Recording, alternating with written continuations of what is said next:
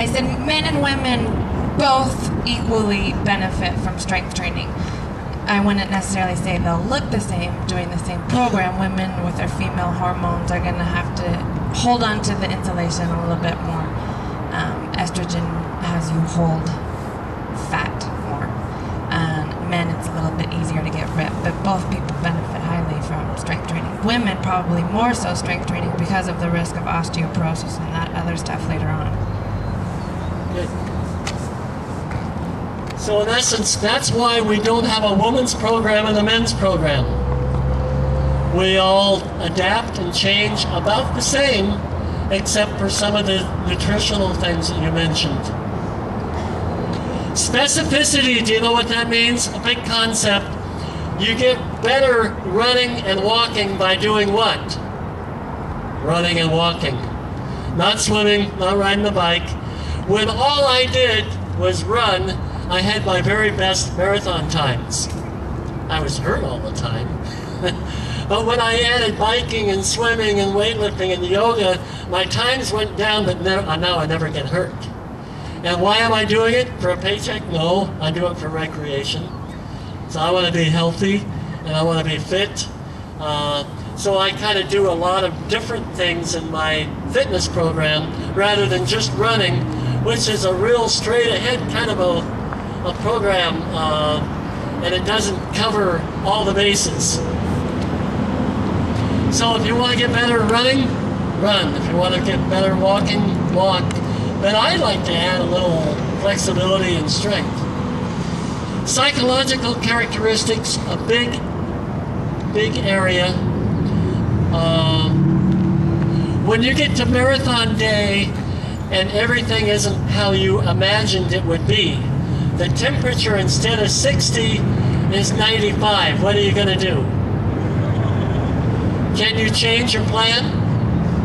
You can change your plan. You can slow down. You can wear different clothes. You can wear, you know, you got to be able. You got to be adaptable.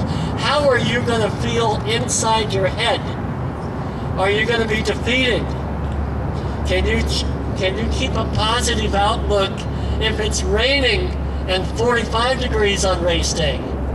How is that going to change your plan? How are you going to feel about running a marathon? About 5 years ago, John, it was pouring down 15 minutes before the start of the race. I stepped in a mud puddle and I went up over my shoe.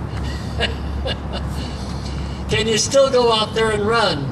Lisa ran a marathon the other day, and it had there were only about 100 people in the marathon, and she was out there for about an hour and a half and she didn't see anybody.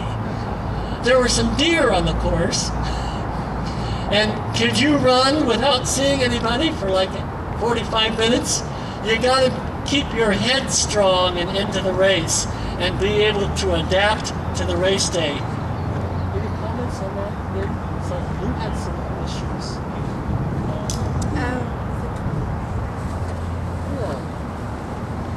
When we were talking earlier, I just said that I noticed that last year some people at the 21 miler afterwards were not happy with their time or their injuries and that type of stuff, and they automatically started thinking there's no way I'm going to make it to the marathon, there's no way I'll be able to finish it. And that kind of self-defeating attitude is not a good way to go into a marathon. You need to, if you don't do what you expected on the 21 miler, you need to still try to keep a positive outlook for the marathon.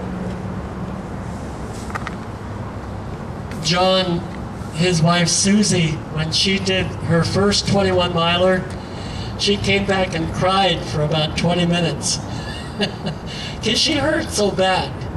And it was kind of like, how am I ever going to run 26 miles when 21 hurt this much? But you know what? She did a pretty good marathon. And you got to believe that your body's going to adapt and change and be stronger. You're going to taper and get stronger. So how you feel about yourself going into that run is pretty important. You can't self-defeat.